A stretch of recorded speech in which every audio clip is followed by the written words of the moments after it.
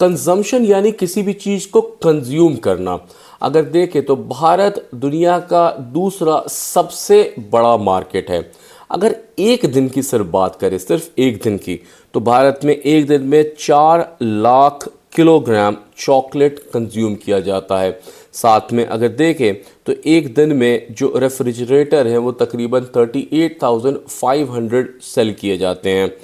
8.41 lakh domestic passengers travel करते हैं।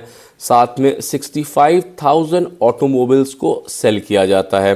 59 crore GB एक दिन में डेटा यूटिलाइजेशन है इंडिया का। 42 लाख फूड डिलीवरीज होती हैं। 1.2 करोड़ B2C शिपमेंट्स दिए जाते हैं और साथ में 50 करोड़ के ऊपर डेली ट्रांजैक्शंस होते हैं। ये है इंडिया, और इंडिया है विश्व का दूसरा सबसे बड़ा कंज्यूमर मार्केट। नमस्कार, मेरा नाम रवि श्रीवास्तव है। ये चैनल है म्यूचुअल फंड्स विद रवि, और आज हम बात करेंगे एक म्यूचुअल फंड के बारे में जिसका नाम है एडलवाइस कंजम्पशन फंड। पूरा डिटेल लेके आए। हो सकता है ये वीडियो थोड़ा सा लंबा हो जाए क्योंकि कंजम्पशन फंड को कवर करना, इसका मतलब है पहले इस म्यूचुअल फंड के बारे में जानना, फिर इस बेंचमार्क के बारे में जानना, फिर कंजम्पशन थीम को समझना, और फिर उन म्यूचुअल फंड्स को देखना जो कि इस सेम कंजम्पशन के ऊपर चल रहे हैं, इस थीम के ऊपर चल रहे हैं। वीडियो थोड़ा सा लंबा हो सकता है, पर इस वीडियो के एंड तक आपको समझ में आएगा कि आपको इस थीम के ऊपर या इस कॉन्सेप्ट के ऊपर इन्वेस्ट करना चाहिए या नहीं करना चाहिए। वीडियो को स्टार्ट करने के पहले बस इतना निवेदन है कि अगर आप हमारे चैनल पर पहली बार आए हैं, आपने वीडियो पहली बार देखा है, तो हमारे चैनल को ज़रूर सब्सक्राइब कीजिएगा। वीडियो अच्छा लगे तो लाइक कीजिएगा और कमेंट करके ज़रूर बताइएगा कि आपको इस वीडियो में क्या अच्छा लगा। आइए शुरू करते हैं और डिस्कस करते हैं आज का म्यूचुअल फंड। दुनिया की सबसे तेज फास्टेस्ट ग्रोइंग कंज्यूमर मार्केट देखें तो इंडिया का रैंक सेकंड आता है। 2024 में देखिए इंडिया में तकरीबन 52.9 करोड़ कंज्यूमर्स थे, जो बढ़ के तकरीबन 2030 तक 77.3 करोड़ के आसपास हो जाएंगे, जो कि एक 46% का ग्रोथ है, जो कि नीचे आने वाली ज़्यादातर कंट्रियों से ज़्यादा अच्छा परफॉर्मेंस है। इसके बाद USA, Indonesia, Brazil, Russia, Japan, Pakistan वो नीचे आते हैं। तो चाइना के बाद इंडिया है जो कि सबसे फास्टेस्ट ग्रोइंग कंज्यूमर मार्केट है। अगर मेन रीज़न देखें क्या है इंडियन कंज्यूमर मार्केट को इंक्रीज़ करने में, तो 2024 में देखिए तकरीबन $2.4 ट्रिलियन था, जो कि बढ़ करके 2030 में 4.3 ट्रिलियन के आसपास हो जाएगा। इसमें सबसे इम्पोर्टेंट है वो है डेमोग्राफिक एडवांटेज। इंडिया की जो यूथ है, पॉपुलेशन है, उसको देखें तो मीडियन एज तकरीबन 28 है। इसमें 40% जो है वो जनरेशन जेड है और 33% जो है वो मिलीनियंस है। अब ये मिल करके ये शेप कर रहे हैं social media, e commerce trends, और ये जो कंज्यूमर मार्केट है उसको कंज्यूम करने में हेल्प कर रहे हैं। तो दूसरा सबसे बड़ा रीज़न है वो है राइजिंग इनकम। अगर रूरल इंडिया की बात करें तो जो इनकम है वो 2.9x की ग्रोथ लेकर के 4,100 के ऊपर है। वहीं अर्बन की बात करें तो उसने 2.7 टाइम्स की ग्रोथ लेकर के तकरीबन 7,000 के ऊपर है। जैसे जैसे इनकम बढ़ रहा है वैसे वैसे कंजम्पशन भी ज़्यादा हो रहा है, जैसे डाइनिंग, एंटरटेनमेंट, टूरिज्म और पर्सनल केयर। तीसरा जो इम्पोर्टेंट फैक्टर है जो इंडियन कंज्यूमर मार्केट को इंक्रीज कर रहा है वो है डिजिटलाइजेशन और new age consumption. 70% e commerce transactions जो हैं वो डिजिटल हैं। 63% ऑनलाइन ऑर्डर्स हुए हैं 2024 में फ्रॉम टीयर 2 और टीयर 3। 50 करोड़ ऑनलाइन शॉपर्स हुए थे 2024 में। और चौथा देखें तो इजी क्रेडिट अवेलेबिलिटी, लोन और ईएमआईज लेना आसान हुआ है। तकरीबन 7 आउट ऑफ 10 आईफोन जो लिए जा रहे हैं वो लोन और ईएमआईज पे लिए जा रहे हैं। 60% two wheelers, one of the three weddings, और 30 to 35% ऑफ एसी रेफ्रिजरेटर जो खरीदे जाते हैं वो ईएमआई पे खरीदे जाते हैं, इसलिए उनको खरीदना आसान है। बैंक कम किश्त लेकर के अच्छी स्कीम्स प्रोवाइड कर रहे हैं जिसके कारण लोग सामान खरीद रहे हैं और कंज्यूमर मार्केट बढ़ता जा रहा है। और पांचवा देखें तो वह है प्रीमियम लाइफस्टाइल। लोग अच्छा कमा रहे हैं, मार्केट में अच्छा सामान है खरीदने के लिए, हर कोई चाह रहा है एक अच्छी लाइफस्टाइल जिए, जैसे कि apparel, dining out, travel, markets, capital market, jewellery, real estate, सब में लोग अपने अपना हाथ आजमा रहे हैं क्योंकि उनके हाथ में पैसा है। वो कोशिश कर रहे हैं अच्छी लाइफस्टाइल जीने के लिए। उसके कारण कंज्यूमर मार्केट को मदद मिल रही है आगे बढ़ने में। अब जो ये डेमोग्राफिक्स हैं, ये जो चीज़ें हैं, इससे कौन-सा मार्केट इफ़ेक्ट होता है अगर उसको हम देखें, तो डेमोग्राफिक एडवांटेज से रिटेल, एफएमसीजी, राइज़िंग इनकम से होटल्स, अर्बनाइज़ेशन से real estate, digital new age consumption से quick commerce, easy credit availability से कंज्यूमर ड्यूरेबल्स और प्रीमियम लाइफ़स्टाइल से ऑटो। ये जो फैक्टर्स हैं, ये मदद करते हैं और ज़्यादा कंज़म्पशन बढ़ाने में।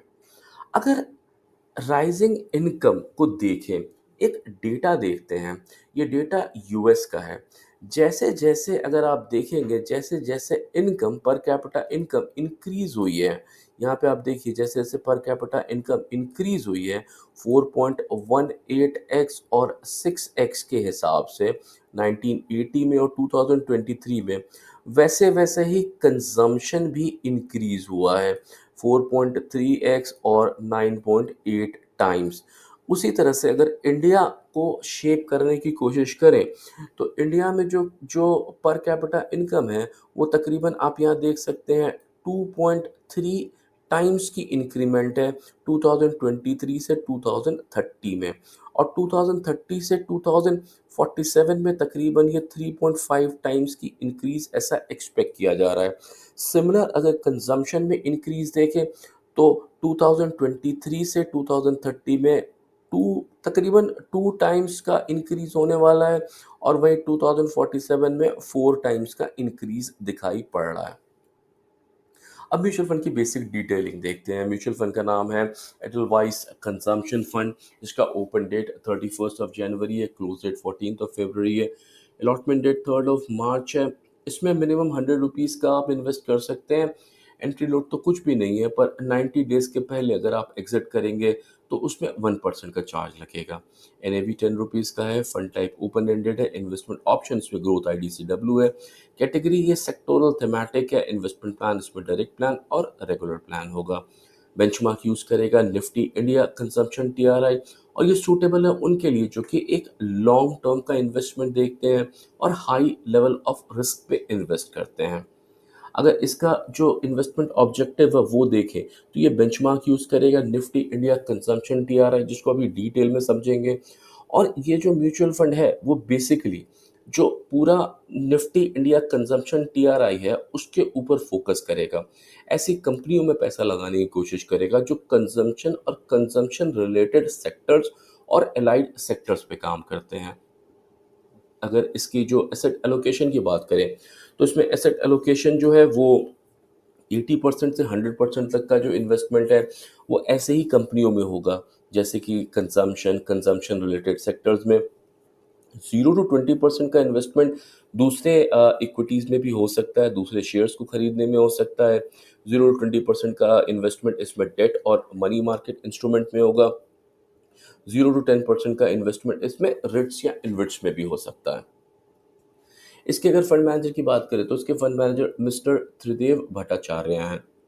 इन्होंने आईआईटी से बीटेक किया है, उसके बाद एमबीए फाइनेंस किया है और सीएफए भी किया हुआ है। इनको तकरीबन 15 इयर्स प्लस का एक्सपीरियंस है, और ये कुछ वो म्यूचुअल फंड्स हैं जो कि ये रन कर रहे हैं। इसके दूसरे mutual fund manager mister Amit Vora हैं, जो कि ओवरसीज सिक्योरिटी देखते हैं। इन्होंने बीकॉम किया है मुंबई यूनिवर्सिटी से। इनको 16 ईयर्स से ज़्यादा का एक्सपीरियंस है एज अ ट्रेडर। इसको ज्वाइन करने के पहले ये antique stock broking limited, D Shah India securities जैसी कंपनियों में काम कर रहे थे, और ये वो कुछ म्यूचुअल फंड्स हैं जो कि ये रन कर रहे हैं। अब अगर इसके बेंचमार्क की बात करें, तो बेंचमार्क यूज़ करेगा Nifty India consumption. Nifty India consumption मतलब वो कंपनियां जो डोमेस्टिक कंपनीज हैं अब कंजम्पशन सेक्टर में हैं, जैसे कि consumer non durables, health care, auto, telecom services, pharma, hotels, media और एंटरटेनमेंट। इसमें टोटल 30 कंपनीज आएंगी जो कि लिस्टेड होंगी एनएससी के ऊपर। अगर पोर्टफोलियो कैरेक्टरिस्टिक्स देखें तो इसमें टोटल 31 कंपनीज होंगी, अप्रॉक्सीमेटली 30 लेके आप चलिए। लॉन्च डेट इसका 12 जुलाई 2011 है और इसको सेमी एनुअली रीबैलेंस किया जाता है। रिटर्न्स की बात करें तो रिटर्न अभी तो आपको इसका नेगेटिव ही दिखाई पड़ेगा क्योंकि स्टॉक मार्केट अपने आप को करेक्ट कर रहा है। पर 1 ईयर का रिटर्न जो प्राइस रिटर्न है वो 15.45 का रिटर्न और टोटल रिटर्न 16.56 परसेंट का होगा, जो चल रहा है अभी तक आया है। 5 इयर्स का रिटर्न 17.04% का रिटर्न रहा है और टोटल रिटर्न की बात करें तो 18.33% का रिटर्न देखा गया है। कौन-कौन से सेक्टर्स आएँगे उसमें तो ये देखते हैं। सबसे ऊपर FMCG, automobile, consumer durables, telecom, consumer durables, health care, power, services और रियलिटी आएगा। कंपनीज़ की बात करें तो उसमें सबसे ऊपर जो टॉप 10 कंपनीज़ है उसको देख रहे हैं। तो भारती एयरटेल जिसको सबसे ज़्यादा वेटेज 10.38% का वेटेज मिला है। फिर आईटीसी 9.58% का, महिंद्रा एंड महिंद्रा को 8.56% का, हिंदुस्तान यूनिलीवर को 7.08% का। अब अगर डिटेल में आप चाहते हैं कौन-कौन सी कंपनियाँ होती हैं, ये 30 कंपनीज़ तो यहाँ पे आप देख सकते हैं। ये ऑटोमोबाइल एंड ऑटो कंपोनेंट्स है जिसमें बजाज, आयशर, हीरो, महिंद्रा, मारुति और टीवीएस आते हैं। साथ में ये कंज्यूमर ड्यूरेबल्स हैं। फिर ये एफएमसीजी है, Britannia, Colgate Palmolive, Godrej, Hindustan Lever, ITC. फिर ये हेल्थ केयर की कंपनीज़ हैं, साथ में ये पावर है, अदानी पावर, टाटा पावर। फिर ये मिसलेनियस है, जैसे डीएलएफ के साथ रियलिटी में इन्वेस्ट करेगा, इंटरग्लोब एविएशन में इन्वेस्ट करेगा सर्विसेज के लिए और भारती एयरटेल ये इसने सेलेक्ट किया है क्योंकि ये टेलीकम्युनिकेशन में भी इन्वेस्ट करना चाहता है। अब स्टॉक सिलेक्शन प्रोसीजर क्या है एडलवाइस का, तो उसमें ये कई जगह पे काम करेगा, जैसे कि ये मिड कैप और स्मॉल कैप कंपनीज में फाइंड आउट करने की कोशिश करेगा, वो निश कंपनियां या फिर इनोवेटिव स्ट्रेटजीज को फाइंड करेगा। साथ में ये क्वालिटी लीडर्स को फाइंड करने की कोशिश करेगा जिनके पास स्ट्रॉन्ग मार्केट शेयर और प्राइसिंग पावर हो। साथ में वैल्यू पिक्स में ये ऐसी कंपनी को फाइंड करने की कोशिश करेगा जिनके स्ट्रॉन्ग फंडामेंटल्स हो। इन तीनों को मिक्स करके ये स्टॉक सिलेक्शन अप्रोच को लेके आगे बढ़ेगा। अब पोर्टफोलियो स्ट्रेटजी कैसे होगी, तो इसको थोड़ा डिटेल में समझते हैं। सबसे पहले इसका कोर कंजम्पशन आएगा। ऐसी कंपनियां जो कंसिस्टेंट डिमांड है जैसे FMCG, retail, pharma, consumer durables की तरफ। ऊपर से दूसरा है वो है इमर्जिंग कंजम्पशंस, जैसे कि digital consumption, e commerce, health, wellness और प्रीमियम लाइफस्टाइल। और तीसरा है साइक्लिक कंजम्पशन, ऐसी कंपनियां जो कि इन्फ्लुएंस होती हैं इकोनॉमिक रिसाइकिल से, such as real estate, auto और होटल्स।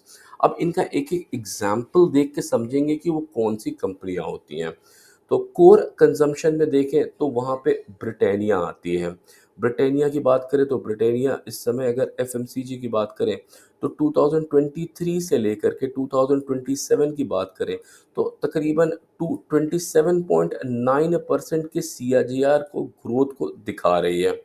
वहीं इमर्जिंग की बात करें तो इमर्जिंग में ट्रेंड आता है जिसमें कि हम जानते हैं ज़ूडियो, वेस्टसाइड, ज़ारा, उत्साह और बहुत सारी कंपनियां हैं जो कि ट्रेंड के अंदर में आती हैं। और तीसरी बात करें साइकिल तो उसमें आएंगे इंडियन होटल कंपनी लिमिटेड।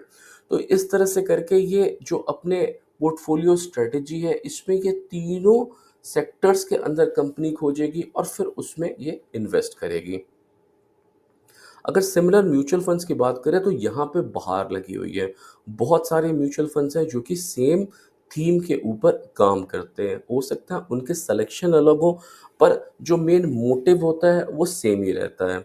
सबसे पहले वो म्यूचुअल फंड देखिए जो कि 1 ईयर से इन्वेस्ट कर रहे हैं। तो यहाँ पे आपको एचडीएफसी, एचएसबीसी, कोटक और क्वांट मिलेगा जो कि तकरीबन जिनका 1 ईयर हो चुका है और ये हैं उनके रिटर्न। क्वांट अभी पिछले साल ही लॉन्च किया गया था, इस समय तकरीबन -0.58 के ऊपर चल रहा है। वहीं कोटक 21%, एचएसबीसी 17% और एचडीएफसी 13% पे है। जिस तरह के भी आप इन्वेस्टर हैं लॉन्ग टर्म, शॉर्ट टर्म, आप यहाँ से देख के एस्टिमेट लगा सकते हैं। अब देखिए वो म्यूचुअल फंड्स जो कि 5 ईयर से चल रहे हैं, तो आपको मिलेगा बड़ौदा, आईसीआईसीआई, महिंद्रा और टाटा, और ये हैं इनके 5 ईयर्स का रिटर्न जो कि आप यहाँ पे देख सकते हैं। सबसे अच्छा रिटर्न अगर देखें तो वो टाटा ने दिया है 19.44% का। उसके बाद बड़ौदा बीएनपी 19.14% का, और फिर लास्ट में देखिए वो म्यूचुअल फंड्स जो कि पिछले 10 साल से चल रहे हैं। तो यहाँ से अगर आप एक बहुत लॉन्ग टर्म इन्वेस्टर हैं तो आपको यहाँ से आइडिया मिलेगा कि कैसा उसका रिटर्न रहेगा ईयर ऑन ईयर। तो यहाँ पे आप देख सकते हैं जो सबसे अच्छा रिटर्न हमको दिखाई पड़ रहा है, वो दिखाई पड़ रहा है मिराय एसेट का 16.67% का। तो यहाँ से आप एक आइडिया लगा सकते हैं 1 ईयर, 3 ईयर, 5 ईयर्स, 10 ईयर्स का। फिर हमने एक कंपाइलेशन किया है सारे ही म्यूचुअल फंड जो अभी तक आपने देखे हैं, उनका एनएवी क्या चल रहा है, जब से वो लॉन्च हुए हैं उन्होंने कितने का रिटर्न दिया है, और उनका डेली एयूएम क्या है। तो सबसे अच्छा जो स्ट्रॉन्ग हमको म्यूचुअल फंड दिखाई पड़ा वो ये है, तकरीबन 4000 करोड़ का यहाँ पे इन्वेस्टमेंट है मिराय एसेट ग्रेट कंज्यूमर फंड के ऊपर, और इनका जो रिटर्न है वो तकरीबन 18.27% का रिटर्न दिखाई पड़ रहा है। उम्मीद करते हैं कि इस थोड़े से बड़े वीडियो में आपको समझ आया होगा इस म्यूचुअल फंड के बारे में, और आपको मदद मिलेगी डिसाइड करने में कि आपको इस म्यूचुअल फंड में इन्वेस्ट करना चाहिए या नहीं करना चाहिए। अब हमारी राय क्या है इस म्यूचुअल फंड को लेकर के, तो देखिए भारत दुनिया का दूसरा सबसे बड़ा कंज्यूमर मार्केट है। आने वाले टाइम में जिस तरह से पर कैपिटा इनकम इंक्रीज हो रहा है, जिस तरह से लोग अच्छे लाइफस्टाइल की तरफ आगे बढ़ रहे हैं, डेफिनेट सी बात है वो चीज़ें खरीदेंगे, चीज़ों को कंज्यूम करेंगे, ना सिर्फ उसको खाने के लिए बल्कि और भी चीज़ें जैसे refrigerator, car, data, UPI transactions बढ़ने वाली हैं। ये एक ऐसा सेक्टर है जिसको कि अगर देखें तो इसको कंपेयर किया जा सकता है मैन्युफैक्चरिंग से या ट्रांसपोर्टेशन से। इसी तरह से कंजम्पशन थीम भी आने वाले टाइम में अपने आप बढ़ता रहेगा। अगर आप इसको ओवरऑल देखें इस म्यूचुअल फंड को, तो इस म्यूचुअल फंड में कोई खराबी नहीं है। म्यूचुअल फंड में सब कुछ अच्छा है, थीम अच्छा है, टाइम अच्छा है। इस समय जो कंपनियां हैं उनकी वैल्यूएशन कम है। इस समय अगर ये म्यूचुअल फंड एंटर करता है तो डेफिनेट सी बात है 3 साल, 5 साल, 7 साल, 10 साल में इसका रिटर्न अच्छा बन सकता है। हमने ये सारा डिटेल बनाया आपके लिए ताकि आप समझ सकें कि आपको इस म्यूचुअल फंड में इन्वेस्ट करना चाहिए या नहीं करना चाहिए, और समझ पाएँ कि कंजम्पशन थीम का मतलब क्या है। हमारी तरफ से पॉजिटिव है। अगर आप इन्वेस्ट करना चाहते हैं तो इसमें या फिर जितने भी हमने म्यूचुअल फंड्स दिखाए उसमें से कोई भी म्यूचुअल फंड कंजम्पशन थीम पे आप सेलेक्ट कर सकते हैं और उसमें आप इन्वेस्ट कर सकते हैं। अगर आपने वीडियो यहाँ तक देखा, आपने वीडियो पहली बार देखा, आपको वीडियो अच्छा लगा, हमारे चैनल पे पहली बार आए हैं तो हमारे चैनल को ज़रूर सब्सक्राइब कीजिएगा। अगर वीडियो अच्छा लगा हो तो लाइक कीजिएगा और कमेंट करके ज़रूर बताइएगा कि आपको इस वीडियो में क्या अच्छा लगा। मेरा नाम रवि श्रीवास्तव है। Thank you.